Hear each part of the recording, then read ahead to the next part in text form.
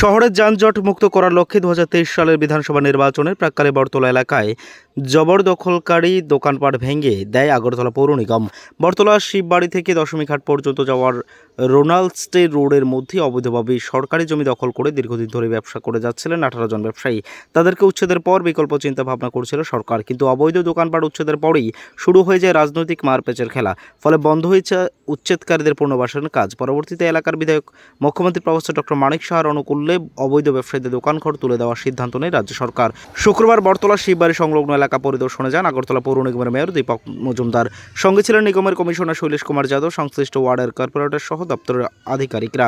এক সাক্ষাৎকারে মেয়র দীপক মজুমদার অভিযোগ করেন, তৎকালীন বিরোধী দলনেতা মানিক সরকার সহ বিভিন্ন দলের রাজনৈতিক চক্রান্তে ফেঁসে যায় ব্যবসায়ীরা। এদিকে অবৈধ দোকানগুলোতে নেশার কারবারও চলত বলে অভিযোগ মেয়রের। তিনি বলেন, বর্তমানে 18 জন ব্যবসায়ীকে দোকানঘর তুলে দেওয়ার সিদ্ধান্ত নিয়েছে সরকার। খুব শীঘ্রই কাজ শুরু হয়ে যাবে। লোকসভা নির্বাচনের পরে ব্যবসায়ীদের হাতে তুলে দেওয়া হবে দোকানঘর, জানালেন মেয়র। আপনারা অবগত আছেন, গত বিধানসভা নির্বাচনের প্রাক্কালে আমাদের যানজট মুক্ত করার জন্য শহরে কিছু সিদ্ধান্ত নিয়েছিলাম। সেক্ষেত্রে দেখা গিয়েছিল বটতলা এই অংশে, যেটা শিববাড়ি থেকে দশমীঘাট এবং রোনাল্ডস রোডের মধ্যে কিছু দোকান অবৈধভাবে বহুদিন ধরে ব্যবসা করছিলেন, তাদেরকে সরিয়ে দেওয়া হয়েছিল এবং বাজারে এখানে যে নেশা বিক্রি হতো সেগুলি আমরা ভেঙে দিয়েছিলাম।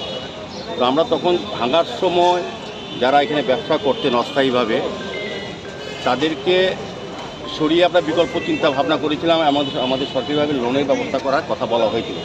কিন্তু দুর্ভাগ্য বিষয়, ওনারা তৎসময় আমাদের আগরতলা পৌর নিগমের উপর আস্থা রাখতে পারেনি।